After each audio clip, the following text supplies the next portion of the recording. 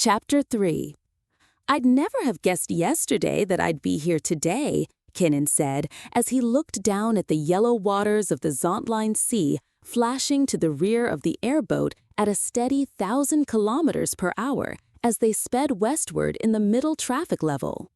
The water, some 10,000 meters below, had been completely empty for hours as the craft hurtled through the equatorial air. "We have to move fast to stay ahead of our ulcers," Alexander said with a wry smile. "Besides, I wanted to get away from the Albertsville offices for a while." 3 hours' notice," Kennon said. "That's almost too fast."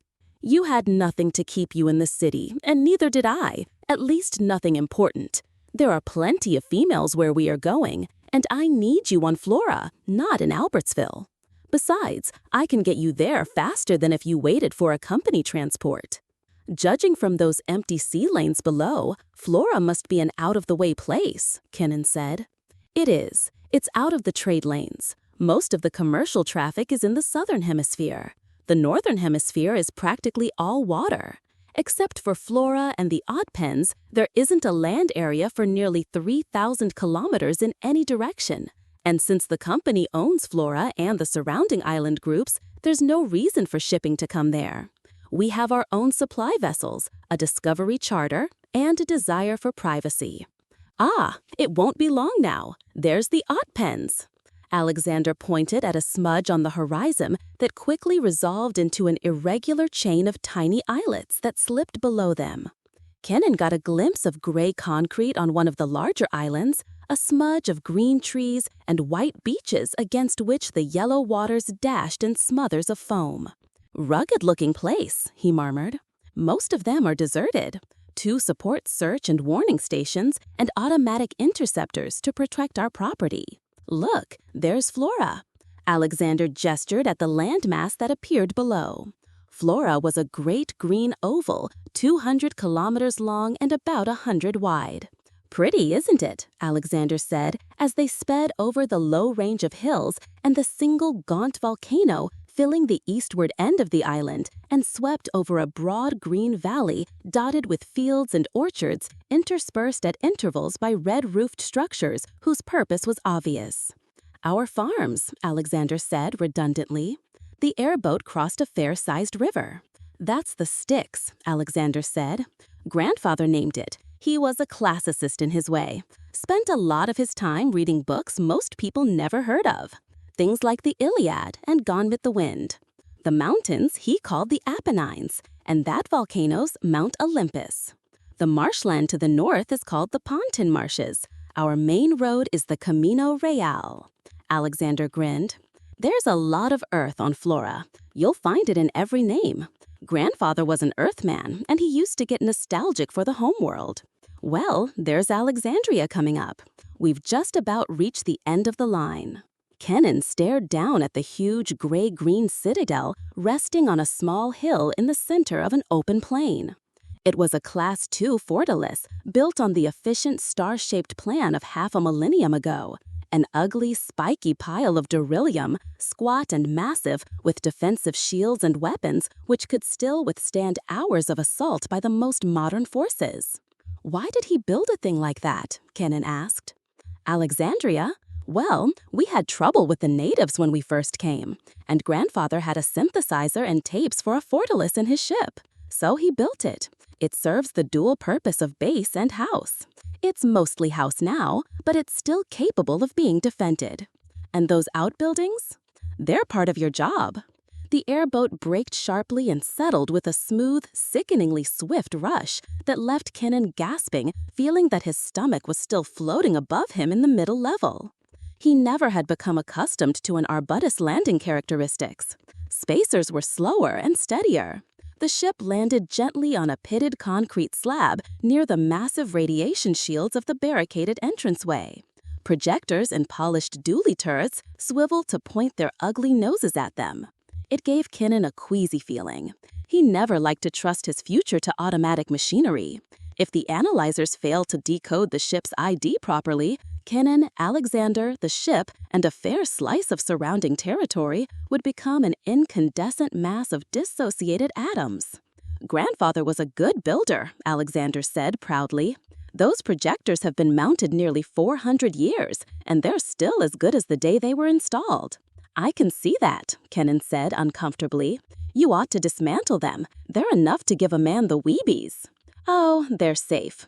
The firing mechanism's safetied, but we keep them in operating condition. You never can tell when they'll come in handy. I knew Kardon was primitive, but I didn't think it was that bad. What's the trouble? None, right now, said Alexander obliquely. And since we've shown we can handle ourselves, there probably won't be any more. You must raise some pretty valuable stock if the competition tried to rustle them in the face of that armament.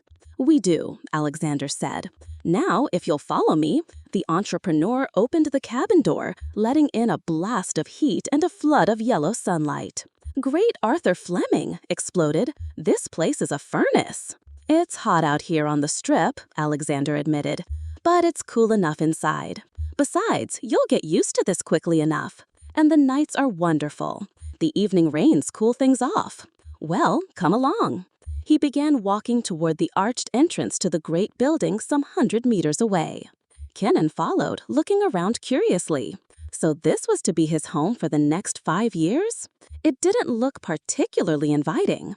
There was a forbidding air about the place that was in stark contrast to its pleasant surroundings.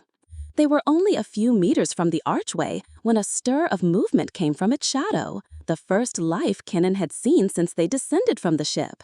In this furnace heat, even the air was quiet.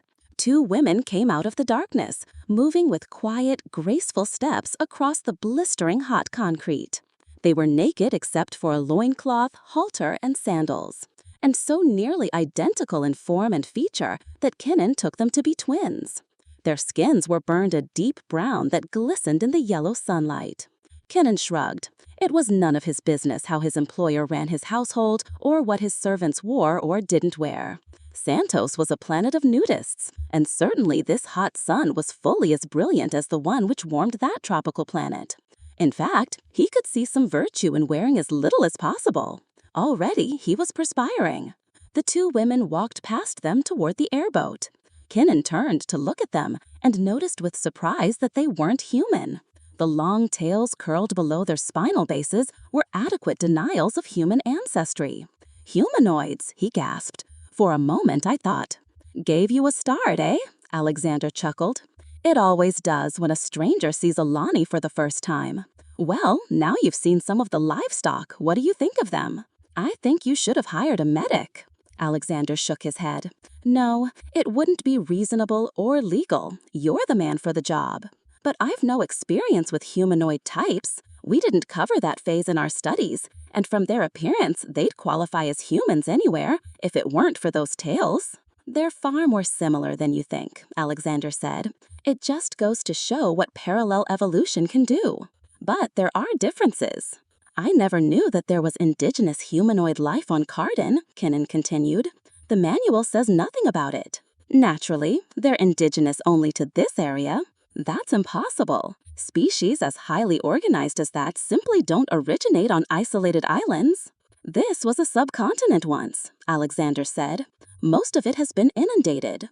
Less than 250,000 years ago, there was over 100 times the land area in this region than exists today. Then the ocean rose. Now all that's left is the mid-continent plateau and a few mountaintops. You noticed, I suppose, that this is mature topography, except for that range of hills to the east. The whole land area at the time of flooding was virtually a peneplain. A rise of a few hundred feet in the ocean level was all that was needed to drown most of the land. I see. Yes, it's possible that life could have developed here under those conditions. A peneplain topography argues permanence for hundreds of millions of years. You have studied geology? Alexander asked curiously. Only as part of my cultural base, Kennon said, merely a casual acquaintance. We think the Lani were survivors of that catastrophe, and with their primitive culture, they were unable to reach the other land masses. Alexander shrugged. At any rate, they never established themselves anywhere else. How did you happen to come here? I was born here, Alexander said. My grandfather discovered this world better than 400 years ago. He picked this area because it all could be comfortably included in discovery rights. It wasn't until years afterward that he realized the ecological peculiarities of this region. He certainly capitalized on them. There was plenty of opportunity. The plants and animals here are different from others in this world, like Australia in reverse. Kennon looked blank, and Alexander chuckled. Australia was a subcontinent on Earth, he explained. Its ecology, however, was exceedingly primitive when compared with the rest of the planet.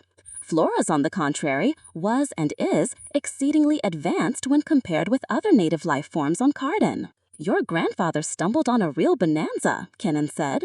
For which I'm grateful, Alexander grinned. It's made me the biggest operator in this sector of the galaxy. For practical purposes, I own an independent nation. There's about 1,000 humans here, and nearly 6,000 Lani. We're increasing the Lani now, since we found they have commercial possibilities. Up to 30 years ago, we merely used them